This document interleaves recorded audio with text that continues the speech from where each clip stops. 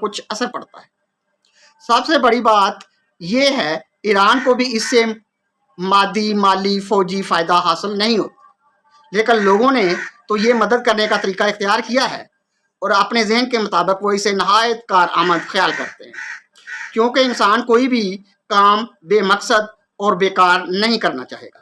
عوام کا خیال ہے اس طرح وہ اسرائیل کے سینے میں تیر ترازو کر رہے ہیں یا اس کے ملک پر اپنے جھنڈے گاڑ رہے ہیں۔ دوسرا طریقہ ادھر یہ اختیار کیا جا رہا ہے، ایران سے یکجہتی کے جلسے اور کانفرنسز کا اہتمام کیا جا رہا ہے۔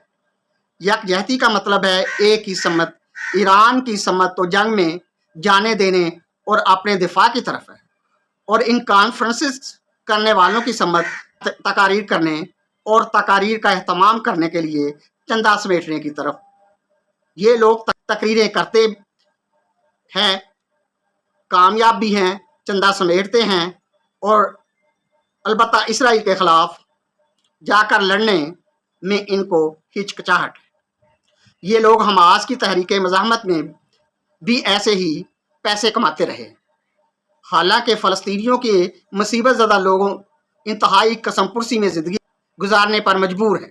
ان کے پاس کھانے کو کچھ نہیں، رہنے کے لیے سر پر چھت نہیں، سب کچھ تو تباہ ہو گیا ہے، لیکن یکجہتی کانفرنس کی بہار کے پھول لہلہا رہے ہیں۔ پرجوش مددگاران نے ہڑتالوں کے ذریعے سے بھی ایران اور فلسطین کی مدد کرنے کی ٹھانی ہوئی ہے۔ وہ اپنے کاروبار بند کر کے چھٹی کرتے ہیں، مری کی طرف یا شمالی علاقوں کی طرف سیاحتی سفر پر نکل جاتے ہیں۔ ایک دن ہڑتال